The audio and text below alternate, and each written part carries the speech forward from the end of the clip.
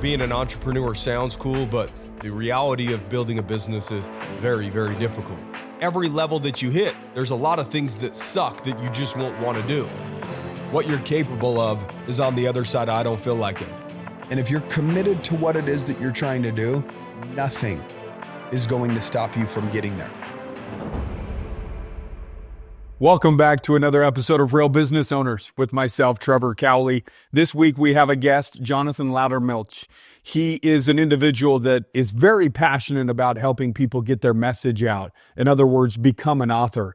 I think too many of us believe that that's for somebody else and we don't have anything of value to say, when in reality, I believe we all have experiences that somebody else can learn from. I hope you guys enjoyed today's episode as much as I enjoyed recording it. And as always, if you're ready to level up, go to joinrbo.com. Yeah. So when I first started like my professional life, I was a personal trainer. It was like the first industry I didn't get fired or ran out of. Yeah. Right? Yeah. And what I fell in love in that part was like not the physical stuff. Like it's cool, six pack, butt, whatever. Yeah. It was the mindset shifts that would happen. And then watching People just feel empowered and change and grow. Well, for example, I had like 3 women like divorce their husbands after they lost weight because it exposed some gaps in their relationship. And once again, that wasn't my intention to do that. But to watch someone have that power and then take that to all those other areas was like really what like got me fired up. So with book, do you feel like that they should have probably left anyways, but they didn't have the confidence to do it, and that helped them gain the confidence to like, I value myself and I now have a higher standard, and if you're not going to treat me in a certain way, then peace out. Exactly. And it's the husband that would watch the wife level up. And as you know, like you got to level up together or it creates this gap. Yeah. So anyway, tying back to book publishing, absolutely, man. I get to hear people's intimate stories and help them take that jumbled up mess in their head and go, do you think if there's some part of like some counseling therapy of them being able to write it out or get their story out to where they feel like, okay, I got it out of my system? Is it therapeutic for some people? I'll give you 2 examples. One of them, and I won't share her name yet, she's still sharing the story, but she is got the craziest like rape victim story and family and all this stuff. So like obviously writing her book, it's not just writing a book. Like I'm doing this for lead generation. It's like you're working through stuff, right? So I'm having to coach her through that process. Well, she's taking her power back by not being a victim of it anymore. Right. Because when you don't talk about something and it's affecting you, you're technically a victim. Right. But when you speak it and you talk about it, you're no longer letting it have power over you, right? Exactly. And she's actually in women's health counseling now. So she like coaches and counsels women from these battered families. And that's part of why she's sharing her story to go, here's what I went through. I'm no different. And there's a life on the outside of, going through something terrible. Yes. So that's the beauty of it. But all the things that are on the other side of greatness, you and I both know, are all the things that scare us the most. Well, a lot of the things that are on the other side of greatness is the mess that we have to go through in order to become an individual that can be great, because that just means that you endured something difficult. That's like, if they should change the definition of being great. Another, like what you had to actually go, like enduring extreme pain, right? Like how was it worded? Somebody said like that definition of excellence should be your ability to endure pain. Because you can't be excellent without going through pain, because the process to becoming excellent would require you to continue to shed old versions of yourself that just aren't good enough, right? Like your standard has to be so high that you have to go through the pain of removing people from your life. You've got to go through the pain of reinventing yourself, which is a difficult process, right? Like eventually we get to a point, I think that's what a midlife crisis is, where you're just like, fuck, this version of me can't get it done no more. I've got to redo everything and shift my beliefs and shift my paradigm of how I'm going to live moving forward, What I heard or not was being willing to bear your own cross. Yeah. We all have our cross that we need to bear, and it looks different for different people. Yeah. And that's why we should have zero judgment on anyone, because they're all equal in the eyes of God. Yeah. Think about that. Yeah. And the problem that I ran into, and I see so many people struggle with, they wrap up their identity in the wrong things. They wrap it up in their works. What can I do to earn my worth and to earn my peace? And that's not how it works, right? Well, some people wrap up their identity in the mess of their past. That in other too. words, being the victim of this situation, and they walk around being a victim, right? So you got to be careful about how you label yourself or what you identify yourself as, whether it's like, oh, I went through like, are you living in the past in this, like over and over, like revisiting it? Because if you're revisiting the past, really you're a victim to something in the past, or you're reliving something that was your glory days. Oh, I used to, right? When in reality, that's a pretty depressing place to be, is if your best years are behind you. Well, you know? For me, I don't want any more of this. Yeah. I'm done, dude. So you don't want up and down. What does that mean? Like Up and down is, like, for example, what's the roller coaster? So background in sales. Yeah. You know how it goes. Great month, I'm awesome. Yeah. Terrible month, I'm going to kill We're on myself. suicide watch. Yeah. Right. Yeah. It's like I'm tired of and that's just one example. Yeah. It can be in like how your wife treats you. Well, if you don't treat me this way, then I'm going to act this way. Once again, it's transactional versus transformational. Yeah. So as I started figuring out, and that's me getting into the Word of God, is understanding that when I finally started putting Him at the top, fully putting my faith in Him, not in me and my ability to make things happen, all these things. That's when I started discovering what cross I needed to bear and the work that I needed to do and stop running away from. You felt like that gave you more consistency instead of the roller coaster ride? Like, as you're riding your ride rather than riding God's ride? Here's what I experienced, right? So when you go out there and you're like, I got this. I got the plan. I got the things, all things. God goes, okay, I'll let you go do it. Yeah. And then guess what? It's all on you. When I stopped making it all on me and inviting Him in and going, dude, you're CEO, I'm COO. I'm going to do whatever you want to do. Business is yours. But here's what I want to make happen with it. You know, I know that you said, hey, I've got a sales background. You know, I think that you did like a marketing company or CRM, you know, like I think that's where we originally started getting to know each other, talking about real business owners and having you be a part of the inner circle. And there was some messes there, and it's just like, dude, I don't want to do that anymore. Like, this is my calling. This is what I want to do. I want to help people write their stories or help them write their books. Like, this is what we're good at, and we're crushing it at it. During that season, so I just had my daughter. I'm terrified, and I got to go make all this happen, make more money, all the stuff, right? Yeah. So as I'm going through that, we're about a year in, and dude, I remember on my tour, we got about 30,000 in MRR. The team's telling me everything's going good. Clients I haven't heard, they seem fine, they seem happy. And I remember I was like, this is too good to be true. Like, something's about to fucking hit me in the face. And bro, Storm's coming. Bro, I got hit with everything all at once. And I got to really find out that, dude, the people I had brought on were not doing what they said they were going to do. And I was being lied to. But at the end of the day, dude, it's on me, right? So I go through and I'm cleaning up all the messes the best I can, refunds, letting people out, giving them extensions, free, whatever I could do, right? Because the biggest thing that hurt for me during that was like, dude, I really like those people that I brought them on personally. Like, there's a relationship. So like, I'm the one that got left with the bag. And then through that experience, that's when my health scare hit right at the same time. So I'm getting all this stress. I finally have a point where like, I feel like I have to go to the doctor because this growth I had starting to grow here. And I'll explain that here in a second.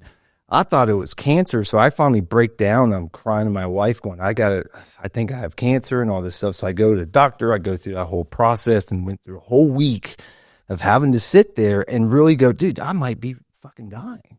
Like, I'm holding my daughter going, this might be the last few times I get to kiss you. And all I could think about was like, God, why would you bring me this far just to bring me this far? And then I realized, no, wait a minute, you wouldn't bring me this far just to bring me this far. So as I get the diagnosis back, I find out it's not cancer. 10 years ago, I was bench pressing and I hit the bar too hard on my sternum. And there's like a really rare thing. It's like peristalis or something. It's like cartilage that grows off of your sternum. Oh, wow. Super rare. I thought it was cancer. I didn't know. So I don't have cancer. And the doctor's like, you're fine. So now I've got this whole new outlook of like, well, I'm not working within a limited amount of time. So that's not it. I'm looking around going, this is awful. I hate all of this. Because once I went through that health scare, dude, it created absolute clarity. What really matters at the end of the day. And then that's when I started making decisions. I ended up firing all those people, ended up restructuring the whole business. And then we looked at what's the one thing that we do very, very well that I love doing. It was book publishing. But I never fully leaned in, Trevor, because I don't know how to turn that into a business to create the life. So that's why I avoided it. Yeah. You know, we're good at it. I'm like, it's nice, it's fun, but I don't know how to turn that into a model. But after that experience, I just said, fuck it, we're going to do it and figure it out along the way. And here we are. How long have we been? That was like a year ago? Probably. About a year ago. Yeah. Right? And I've just been getting more revelations and just getting closer to more that I just go searching for truth. Yeah, well, you've been on a tear in the last year in regards to how many books that you guys have helped publish and be a part of. And so let me ask you this. What's the most rewarding part? Like, because you said, well, this is where my passion lies. This is what I want to do. Like, why? Like, what's the most rewarding part of it? Obviously, there's financial rewards and stuff of owning a business and, doing all that. But this is something that you said that you were passionate about. What created that passion for you? I'll share with you what I figured out my purpose statement was over 10 years ago when I went through this program called AMP, Autonomy, Mastery, and Purpose. And basically, it walks you through to kind of figure out, like, who are you? And what I pulled from that was I am the light in the darkness, lighting a path for all my brothers and sisters in which they may follow, so they may be released by the shackles placed upon them by life. I don't know why, but that is what came out of me from that.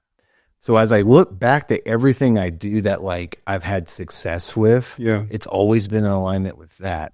So with the book publishing, I was the first one to write a book in my family. And I did it, and you and I were in the same mastermind, and we got the same reasons to write the book, and I did it. And through that process, what I discovered was my wife has always wanted to be a writer. She never told me any of this, but she watched me do it. And I'm like, I don't even want to be a writer. I'm just doing this because I was checking boxes. Yeah, it's branding. It's this. You got to do it if you want to be, you're just kind of, going through the motions. So I do it. And she's like, I actually want to write a book. And when I did my first book, I didn't get bestseller because I didn't know. And I hired a publisher and did all the things. My wife comes up to me like literally the same day and was like, hey, Jonathan, first of all, so proud of you for writing your book. And I'm just sitting there, I'm like, what's your question? She goes, where'd you fuck up at? Why didn't you get bestseller? And I was like, hey, if there's one thing I would have done differently, I would have been more diligent on the categories, on the back end, and taking more ownership and understanding that versus just, I'm going to try to sell my way out from it. My wife takes that information, the rest of it, and then she self-publishes her book within, 3-4 months, hits bestseller within 2 hours. I'd never felt so jealous and proud at the same time. But it was super cool to go, interesting, right? Yeah. And then that led us to doing some more, and then here we are. I think we're on to something. And as I've talked to more and more to my wife, and we've just gotten so much closer, man, since I've put God up top and just brought her into the business more and everything we're doing. Her childhood dream is always to be a writer or a book publisher. Oh, that's cool. I've been with her for 15 years, bro. I'm just now finding out this stuff. I'm like, you should have told me. Well, you were too busy in the grind and the hustle, figuring it out your way, right? And that's why I was like, my way sucks, man. Yeah. Let's do it your way. Two up and down. Let's do it your way. What are some of the benefits of writing a book if somebody did want to utilize, like, how does somebody leverage a book? Right? Like, because some people I see just write a book that I'm like, oh, that's weird. Well, you own this business. It doesn't seem to correlate with that. And I'm like, what's the purpose of them writing a book? And then come to find out they want to speak or they want to, get on more stages or, do coaching or whatever it is. But I just want to know from your guys' perspective what, a few of the benefits are that if somebody's a business owner and they want to write a book or, tell a story, why should they do that? And what would be some of the benefits they would receive? Yeah, no, great question. So I always start, what's the end in mind? And that's where, like, if you're just running to write a book, it's because you haven't thought well enough through yet. And that's being really clear. Like, is it public speaking? Is it I want to use this as a lead magnet. Or I've got one guy, he's writing a children's book just because he has it put on his heart where he wants to build this whole universe out and teach Christian principles to kids through awesome storytelling for kids, right? So it really starts with the end game, figuring that out. But for me, in terms of the immediate benefit, like let's say you have any business, no matter what it is, if you look at your competitors and you end up becoming a published author, I guarantee most of your competition, pretty much all of them, are not going to be published authors. So if your market's having to choose between which one, it does give you an extra slight advantage that the fact that you actually have a book and you went through that, much less bestseller, right? Because less than 1% of people become published authors within their lifetime. It's a simple just separator. It just puts you in a new category. Just being there. Yeah. Like in terms of your life resume, putting author or best-selling author, right? Which is what you guys, that's part of your... Yeah, we specialize in bestseller, but I just want to make it clear, even if you, just the fact that you showed up, you're in a whole new league. Yeah. Even if it doesn't say bestseller, even if it just says author next to it, you're already have an additional category under your name that your competitors or somebody else doesn't. And it automatically...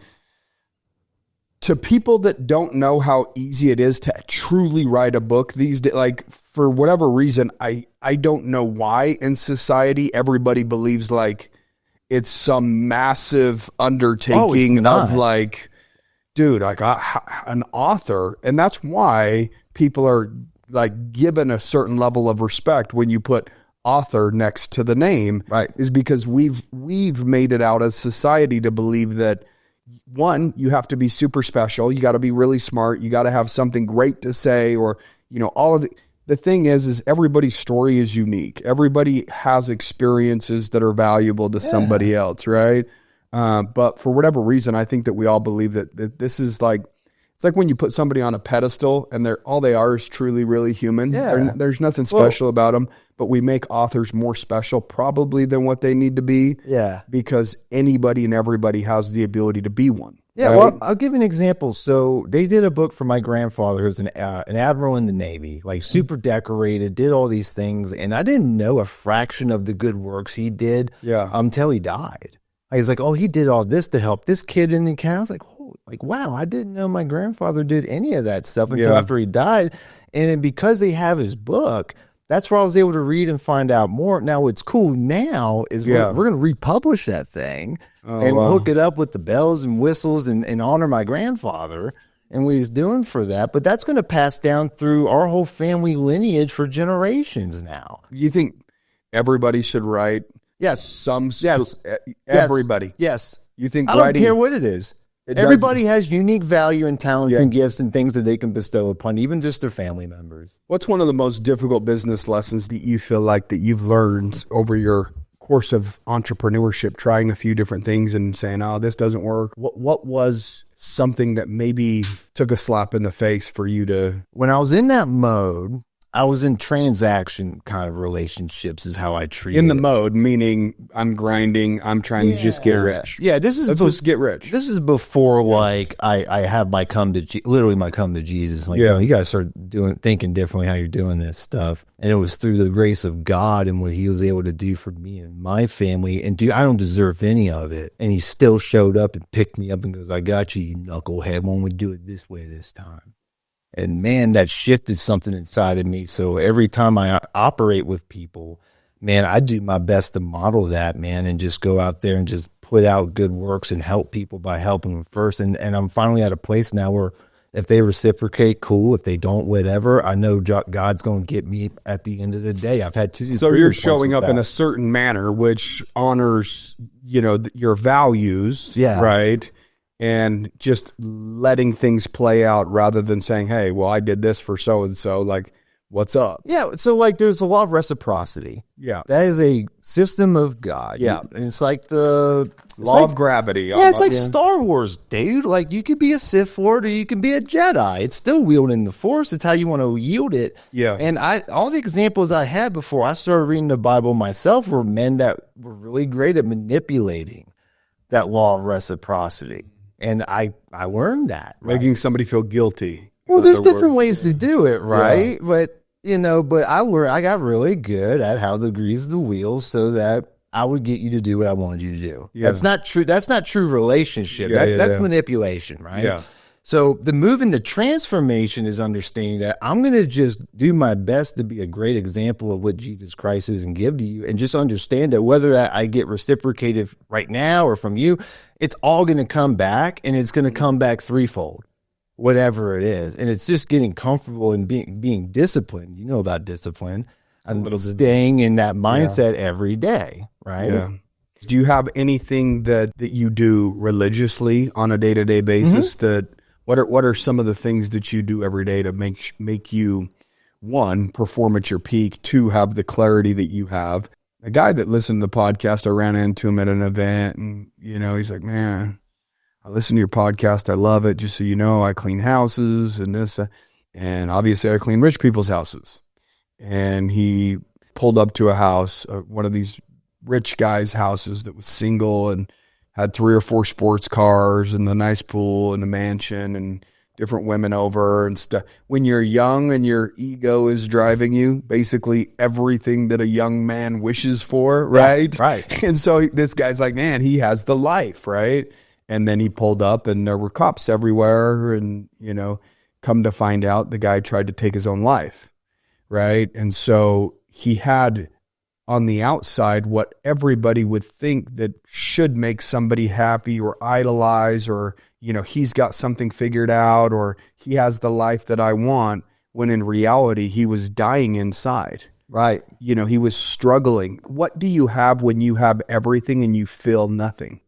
You got the wrong thing on the throne. That's the problem. Is it the transaction? Is it the money? Because the only reason why you would let money lead you is because you feel less than. In other words, you're trying to find your value in the dollar, because if I have enough of these, I'm valuable, right? I've got 1 million of these, or 2 million, or 5 million. And so what you're trying to do is really fill a hole that can't be filled with material or financial. And you can't fill it because it's impossible. But since becoming a dad, man, and just seeing how I'm just so grateful for having an awesome daughter. And it's just her value doesn't come because she's my daughter, or she is how God made her. It's who she is. And we get brainwashed through life thinking that, we're not worth this, we're not worth that. And that's all the stuff that we have to shed over the years. Man. That's the tough part. Well, that comes down to the same theory of, I'm not an author, I don't have anything to say. Or in other words, you're devaluing yourself. I learned something from everyone. Every single time you publish, you're like, whoa, wow. That's probably also why you're expanding as quickly as you're expanding over the last year or so, because now you have 1 million different perspectives. You're hearing so many different stories, so you could see things maybe from different angles outside of maybe just your eyes, right? Or your perspective. Well, what's been really cool is when we first started off, I thought that we were going to be the ones that usher you into the 1%. God gave me a revelation. I'm not here to usher people into it. I'm here to shatter the 1%. Think about that. Our family mission is going to be bridging that 1 to 2%. That's millions of people around the world. Dude, I don't know if we'll ever accomplish that, much less in my lifetime, but man, what an awesome thing to run after. And make that a focus. How do we usher more people in versus trying to go, no, this is the elite, pay me my $50,000 so you can get into back way, which they still do that. You and I know all of that. I'm here to you're talking about publishing a book, let's get you here. Or even Facebook or Forbes, all this back end. Pay me this. It's Facebook, the blue check. Yeah. People paid $25 to get those, and then he rolled them out for $14.99. That is true. People were pissed, right? That was true. So that was a really cool insight that was given. That's what, man, that fires me up to run after that and go, how do we just get better and better and better at just making that process even easier for people to run through? So what would you say, self-improvement wise, is something that you don't feel like you could stop doing? What do you mean? Self-improvement wise, what is it that you feel like is a must for you that you have to do consistently in order for you to be at your best? Mindset and putting God first, because, dude, I'm very, very easy going back to ego. Like, I'm very competitive. I like winning. I like talking shit. That's my flesh, right? Yeah. So, dude, every day I'm getting the word in with the Bible, like listening to it and studying it. I'm listening to people that are farther ahead than me, where I'm learning from their wisdom. Like Cliff Hinchke is one that stands out to me. He's been great to listen to. And that's why every time you see me on Facebook and photos, I have headphones on. I have headphones on because I'm always putting in that message into me. And maybe I'll switch it up a little bit. I'll throw on some Trevor Cowley from time to time, you know. But I'm downloading stuff because I know the power of loading your unconscious mind and how that translates into action. Be careful what you're downloading, because every action, every interaction, everything that you listen to, what you're doing is you're downloading something into your mind. Yeah. And the fact that when you turn on the TV or you turn on, you don't know, you don't have any control about what's going to come into your mind. Brainwashing is real. Yeah. So you have the ability to brainwash yourself to believe anything about you that you want to believe, right? If your ego is flaring up, you also have the ability to put things in your ears to help bring you peace and comfort and humility. Yeah. There was a period of time a couple years back, January 1st of like 2021 or 2022, I said, I'm only going to listen to worship music for the first 6 months of the year. So on my runs, on my lifts, in my car, when I drive, that's all I listen to. If I have a goal of getting closer to God, then I need to create the environment in which is conducive to that outcome, right? I got to be in alignment with that. I can't just say, oh, that's what I would like, come find me when you can. And so I've got to create those environments. And so it's no different there than it is creating the environments business-wise or self-improvement-wise or mindset-wise. And so I'm a big, big proponent. I just don't believe enough people have the discipline, I guess, to say, I enjoy it. I don't even see it as discipline. Like, I crave it. Me too. Yeah. Like, I don't feel good if I don't do it. There was a version of you that didn't do that. And you started going through a process where you would start disciplining yourself to have a regimen for a different outcome. It's almost like, hey, if I didn't go to the gym like for a day, or if I didn't exercise for a day, I'd feel like shit now. But at first, somebody that doesn't go to the gym, when they start going, they feel kind of like shit. Yeah. They might feel good for a second when the endorphins are going, but they leave and they're dragging. And so they've got to go through that phase before it actually gives them energy, right? I think it really comes down to, like, do you have a heart for change? And it's the 1%, and only you know that deep down inside. You know what I mean? Because we all say we want things, and I see it. And we do the RBO calls, and we can tell when someone's just saying they want it versus, dude, I really want to change. You could just tell by looking at it. And when you make that shift, I found that it's easy to lean into those things. Yeah, well, when you truly want to make a change and you remove your old options, the problem burn is the boats. Yeah, that's really what it comes down to. Because if you still have the option for the past environments, the past people, or the past music, or the past whatever relationships, like, if that door is still open, you're probably going to go through it, right? So I got a question for you, man. Like, there's a whole family of choice and family of origin. And part of my ride I'm on is, like, I'm really working on developing discernment so I can identify those people early and often. Because sometimes you need to be patient and give them a chance. Sometimes it's just like, do you need to identify the red flags and shut that door and move on, and God's going to give you some better friends. Like, what's your insight into that and how you discern those relationships and how you determine, like, what level of the Trevor circle they get into? Yeah, because I'm very much like that too. Like, you got to earn the right to get inside my bubble. Yeah, big time. So initially, it was cutting everybody off. The old off, right? And so when you cut everybody off and you're trying to figure out how to change yourself for the better, it's like, okay, now I'm alone. And when you're first alone, you start feeling lonely, right? Because everything that you ever known is now not around and everything feels unfamiliar. And it's not like feeling lonely is necessarily a bad thing. It's just the first time you've been alone with yourself and you don't know yourself that well. So I would say, first off, in order to have discernment in terms of who you're going to hang out with, you have to be alone with yourself first and be good with you. Right? Then when you get good with you and you understand what your values are, you know the type of environments that the people that you would value and want to have relationships with go to. Yeah. And so you start putting yourself in those type of environments so that you can interact with those type of people. Like, people will show you who they are if you actually look. Right. That's like key right there. So, there's the face value, all that, but like you'll see breakages. Like it just is what it. If somebody talks about like discipline, but yet they're overweight, fuck you, bro. Yeah. That dude, you're not in alignment with what you're telling me right now. Right. That's that's a struggle for me, in terms of like when I would see fitness trainers at the gym that are a little chunky, that fucking bothers me. Because it's like you're not the actual product in which you're selling, and you're lying to people, and you're not even doing what you say is important to do. That's been a debate for so long in that industry, man. Well, dude, it's not just that industry, bro. Yeah. It's the self-help space. It's, the mastermind space. It's just walking what you talk at the end of the day. So like, for example, that's like me being a book publisher. I never wrote a book. That would be stupid. Yeah. You know what I mean? So it's like, if you're going to sell it, do it. Exactly. It's not like you're out there saying, hey, I can help you with a book. And they're like, all right, where's your book?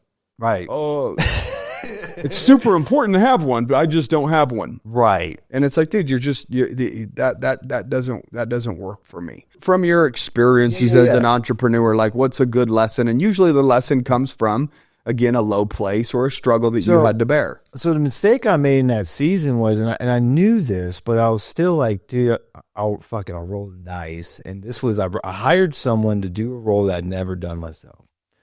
I don't know what good looks like. I never ran it. That was a huge mistake, and I knew it. I knew it in my gut. Yeah. It was a bad idea.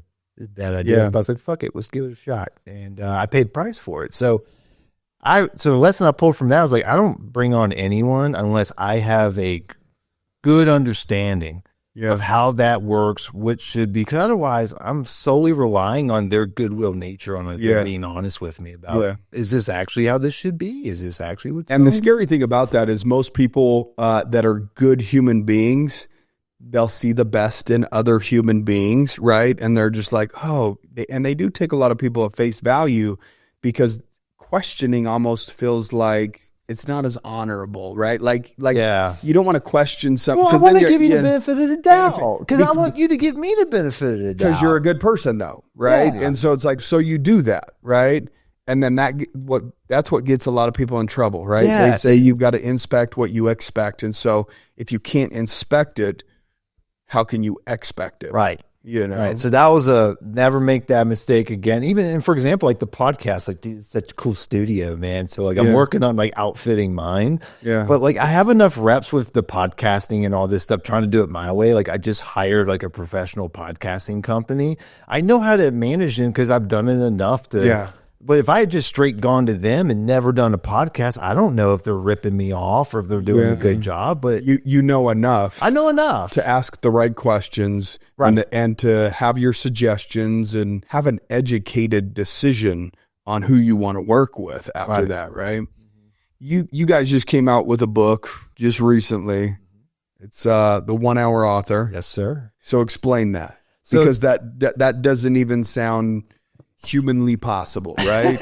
And so it's like, so this, I want to, So this comes from how I wrote my first book. Yeah. So I wrote my first book by getting clear on my story, and I had help from a publisher. She helped me shape, like, all right, here's your chapters, here's what you're doing.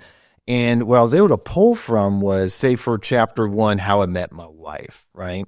Before I would go in that chapter, I would outfit, 3 to 5 bullet points. Like, what are the main points that I want to remember that I tell from the story? Because I'm sure you've told a story like, forgot that part. That was a juicy detail, right? Yeah. So when I slowed down enough to line it up for that, all you do is record yourself telling the story like you would for anyone else, right? And then have that transcribed, and that becomes your first draft. So once you get lined up with your outline and you know your chapter, you just talk your story. 1 hour a week and just record yourself. And it's a 10, 20-minute recording for most books, right? And then that way you're moving on to the next. So the 1 Hour Author is really 1 hour a week. You could work your way through the book. On average, what does it take for somebody to go through the process starting 6 and then months finishing. If you want to do it, you commit and you're disciplined and you want to have a good experience. Yeah. Right. 6 months. Because and it's an hour a week for 6 months. Right. And obviously, as you get more towards the marketing and launch, you're going to be spending more than an hour a week because you're posting about it. And that's the fun part, right? You get to talk about the product, right? But the creation part is where most people get stuck. 1 hour a week, because we work with CEOs and they're busy, man. Like I'm busy. Like the publisher I had to tell her, like, you just need to land the fucking plane already. Like, I don't have time to go through and live edit for you. Like, that's what I hired you for. Yeah. And we understand that. So we're able to bridge that gap for them and go, I just need the source material. Give me an hour a week. We'll figure it out. And they're deep experts on what they're doing. It's like, just share what you've already done 1,000 podcasts on it. Just record it. Let us get you a working version of it. Yeah. And now we've got clay we can mold. So do you do it like chapter by chapter? They do chapter 1, transcribe it, they get it over to you. Do you then hold that and retain it and then get chapter 2 and put the whole thing together? Or do they read chapter 1 and then make edits on, or do you wait till the very end? This is how Renee likes to do it. Hey, honey, she's going to love this because she's like, if we can get everyone to do it this way, this would be fantastic. Okay. Is ideally they send the chapter, she edited it very quickly, sends it back, and then once again, if they have any feedback, cool. And that way we're not waiting till the end and it's then try to do it all. Yeah. Do it while it's fresh on the mind. It's just how you eat an elephant, one bite at a time. No, that's the reason why I asked that, because it's like, okay, if you're doing 1 hour a week and you're kind of focusing on a chapter at a time rather than trying to focus on the whole book, then I would guess that it would probably be best to make whatever edits or adjustments so at the very end you have a full product and you don't got to start from chapter 1 and go through chapter 10 or 15 or however many chapters. And some people want to go line by line. That's awesome. Yeah. God bless you. Yeah. I'm not one of those people. Yeah. I might get it good enough. Let me skim it and go, looks good, right? Yeah. So that's where like we do ghostwriting for some people. Like we've gotten some chapters, I was like, for a collaboration, for example, I was like, this is too short. So we took their thought, expanded it, sent it back, and they're like, I fucking love this. I was like, awesome, cool. Yeah. You know? Give us the direction and the thought. And the story. Genius.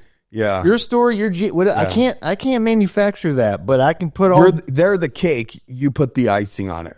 You know, you make sure it looks pretty and it's presentable, but they're the body of it, right? Right. When you said like the hour a week, I like that, and the reason why I like that is one, you know, me writing a book, it was a 3-year period because I would write 2 chapters and then it would sit for 6 months, and then I'd hit it a chapter or 2, and then it would sit because you kind of get writer's block. Or you actually, like, where do I want writing, like typing it out? Yeah. I did it all. So there was no audio stuff, right? Which is a great way to do it, right? Yeah, and some people want to write, and that's cool. Like, if that's what works for you, then do it that way. Yeah, but I'm sure you could still help those people, right? If they want to write it out and just, hey, proofread it, go through that, fluff it up, or expand it. I call those the writer's writer. Yeah. People that actually like to write. Yeah. I don't like to write. You do it. It's important. I thought for me, I thought it was kind of therapeutic. Because I've talked about stories and this, but sometimes when you're writing it out, it slows your brain down just a little bit. And I'm sure your wife experiences this where she's doing some of that to where she can expand on it because it's forcing her. It's not just right off the top. It's a slower, more methodical thought out. That's what I like about it is one, the accountability piece. Within a 6-month period or 3-month period, something's going to happen in your life. Something's going to get busy or a catastrophe or a divorce or a death or whatever. And if you're starting to go down the path of writing a book, but you don't have somebody saying, hey, let's keep going. Let's, an hour a week, an hour a week, written, man. Then the book never usually gets written. That's part of my job. I call it herding cats. Yeah. Where I'm like, if I see one of my sheep, just stalling out. Yeah, dude, I see one of my sheep. As a shepherd, I gotta go bring them back into the flock. Yeah. Now the goal is and this is us just getting better and better each time. Is this making the system so the sheep can't even get out? Yeah.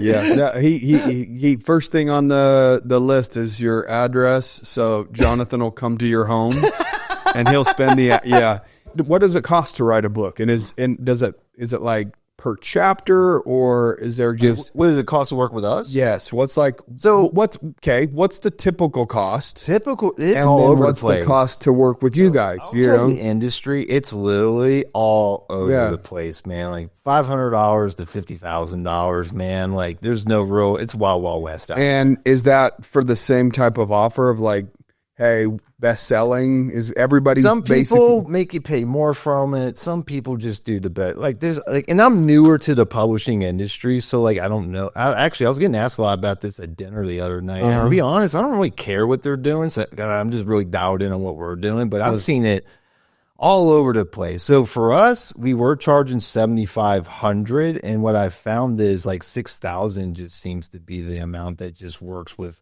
the type of client we work with. financially is Yeah, the investment that they're willing to make? It works. For, it doesn't stress them out. It works Yeah. for them. It's good for us, for the company, and what we're trying to build and everything. So it's just $6,000. You can break it up over 6 payments for 6 months, and we're just going to run that. Like, just keep it super simple. So prior to it actually being published and becoming a bestseller, they've made their. Some of them you finance them in some cases, right? Well, Just they can month break to it over. month. Yeah, most of them do payments over 6 months. Like, it doesn't matter to me. Have you ever had somebody freaking bone out, bruh? I got 2 right Like now. halfway through or something? There's I've like got 2 I'm talking to right now that they've got some, and once again, one of them, their businesses like crumbled. You know, so it's like bad timing and stuff. Yeah. So, you know, some of that stuff's just going to does it make happen. it? Yeah, I mean, I guess it's better to just kind of collect it as you go, so that you don't do your whole job and wait. Well- And it's better for them too, because if I guess they don't get to the finish line, they only maybe spent $3,000 rather than 6, right? Yeah, well, we do white glove everything from start to finish. Like a lot of them, like they only have the idea yet, and it's like cool. It's fleshed that out, and then editing. What about titles? We do titles, all that stuff, Yeah. cover design. We really do everything, even the Really? marketing, the back end strategy with it. Like, how do you turn it in your once again, it's all custom to them, and that's the total 6,000. So I don't piecemeal it. I don't do well. Editing is worth this, and my time for talking to you about this is worth this. It's like, look, dude, you're gonna This is what we'll do. This is the you get product. this end product with us. Yeah. This is what we're going to do. A 6-month timeline. We are white glove, and we are your team. We're in your back pocket. What's the common amount of pages that people are? So, Is that all over too? so I'll tell you minimum. Minimum you need is over 100 pages for a spine. Okay. Anything less than that, it's going to look like a pamphlet. Every book's a little bit different. How big is the? You can play big a is lot. the writing? Yeah. And what's the font? What's the spacing? Are you going to add? So if you really wanted to fluff it up, you could get Well, to. we've had some where it's like we can do it that way, or go, hey, give us more content. You know what I mean? But most of the books are about 115, 130 pages is like what I'm seeing right now. Yeah. But we've got another book from Victor Fernandez, long client of ours. He's dropping a book with 29 chapters. Wow.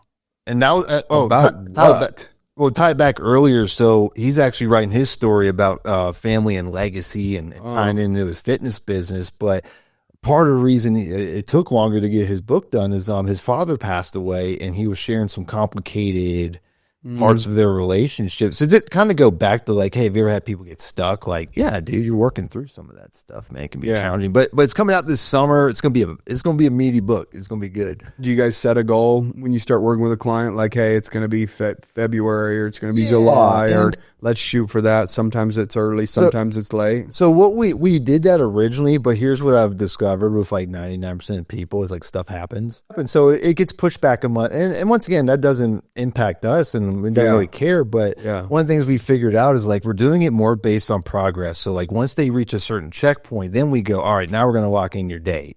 There's no point in me setting a date and then you don't hit your manuscript point. Now that date is fucked up now. And I push it. So let's not add that extra pressure and stress you out. Hey, man, just focus on this first leg of the race. Yeah. Getting me your first draft. I don't want you to focus on anything outside of that. Cool. Now you're going to do this. So it's like us like putting the blinders almost and just walking them through step 1, step 2, step 3, and it's been creating more consistency. That's cool. And moving people forward. What's one of the better stories that you've heard from somebody, whether it was you or somebody that just wrote a book in general?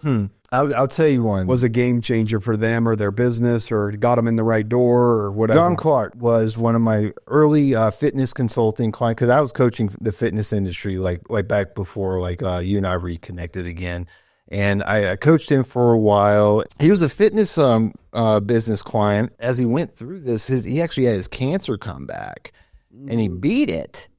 He beat it. Thank God. And before he ran into that, he started getting back his faith by conversations with me because he was struggling with depression. I was just sharing with him, where you were at and some of the stuff that we're in. Did he do chemo? Yeah, he found Jesus, went through chemo and beat it, did all these things. He's actually an author. He wrote another book before, but one of the things we decided to do with him is we got him in our Lifted Voices program, where we pick 2 people per year that had just awesome stories. Yeah, and we do it for free. No charge. Oh, that's cool. And his book is coming out called The Cancer Diaries. Oh, wow. And it's about how he's overcoming cancer and bringing God into people. And he's got a Facebook group already, over 200 people. He got invited to be in a Facebook Live, over 200,000 cancer survivors. Wow. He's getting asked to speak in an event.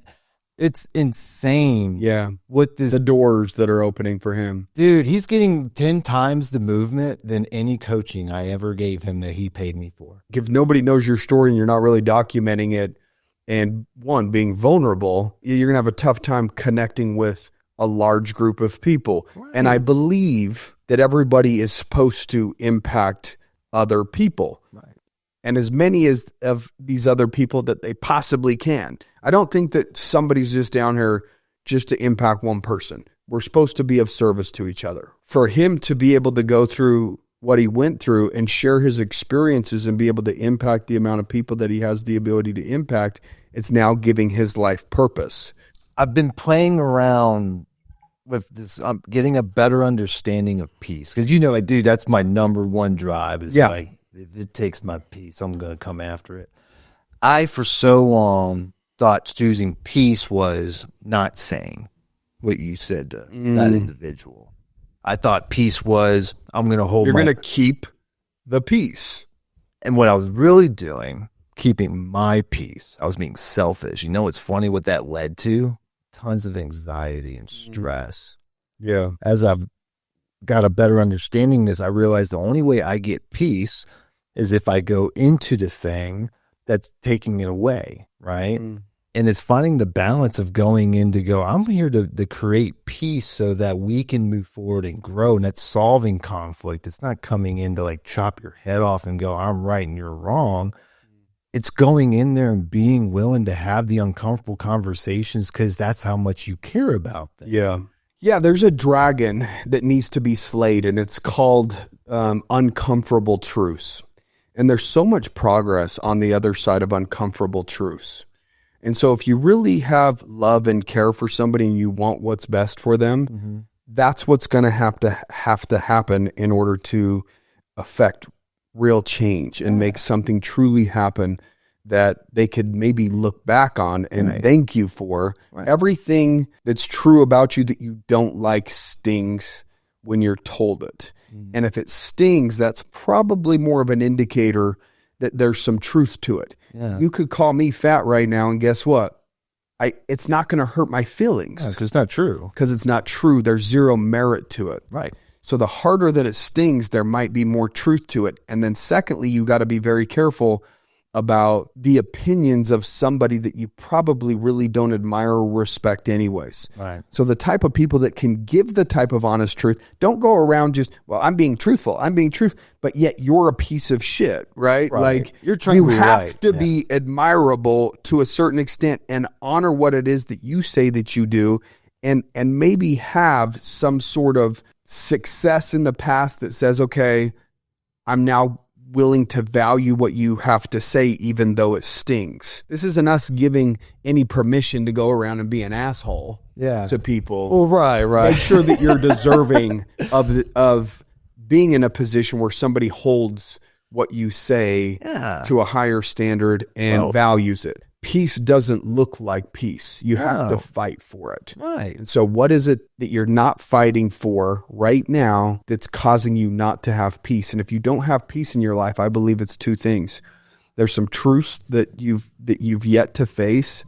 And secondly, you don't have undeniable proof that your actions are leading you to a better destination. Right. When you're showing up in a certain manner every single day, you have a sense of peace knowing that your actions are such high level that you have no other choices but to end up in a better position in the future. Yeah. And that brings you a sense of peace. You have to have a certain day that's of growth to give you the peace to know that your future is actually going to get better, which means you might have some difficult days. It's funny. It brings you peace at the end of the day, right? Yeah, so it's such a conundrum. I know, dude, the only way to prove that you could do it is by doing it. Yeah. But once you get enough reps with it, then you just go, I've been in this spot a dozen times. Like, it's going to be okay. It's uncomfortable, but I know the end result. But you have to go through the fire, like you said. If you've survived enough battles and sailed in enough storms, you just know this is temporary, but something good's going to come from it.